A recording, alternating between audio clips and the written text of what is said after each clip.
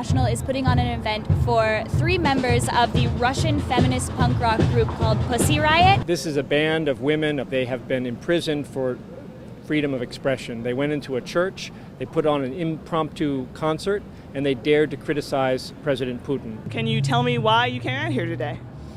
Yes, to support Pussy Riot in their efforts to bring basically free speech to Russia.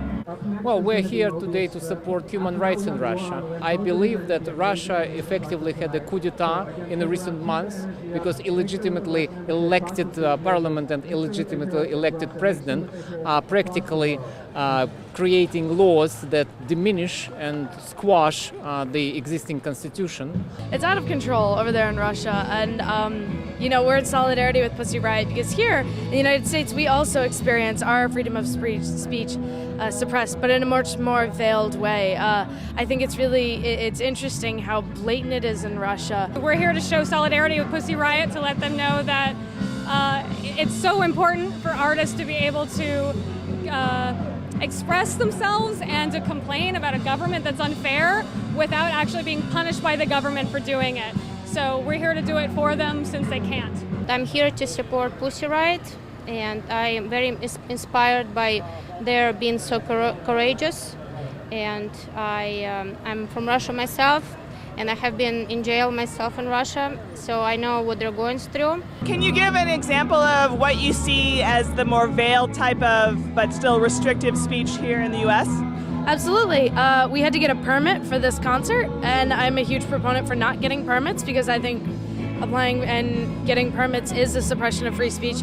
I don't think it's considered free speech if the authorities tell you where, when, and how you can express yourself. Sexism and racism and every ism is so subversive now. Nothing's really obvious, so it's just the little things that keep us from being treated as completely equal. Church and state are being mixed essentially in Russia at this point, same as it is here in the United States.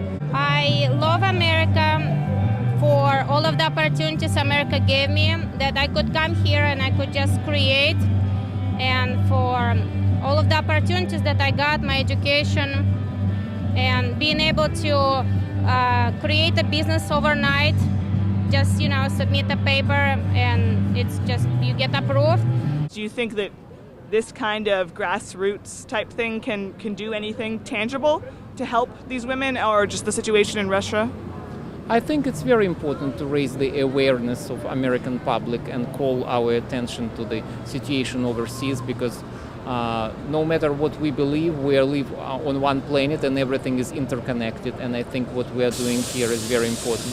You know what I want? For somehow a picture to get back to them, and for them to see a bunch of random people they don't know in Washington, D.C. Showing support and solidarity by dressing just like them. So I think that's possible. I think that they can see us, see a picture of us, and it's the most obvious way I could show to say, we're with you. We know already that the pressure is working, that President Putin himself has now expressed a desire for leniency. We don't think he would have done that if it were not for the international pressure and the spotlight, so we're going to keep the heat on.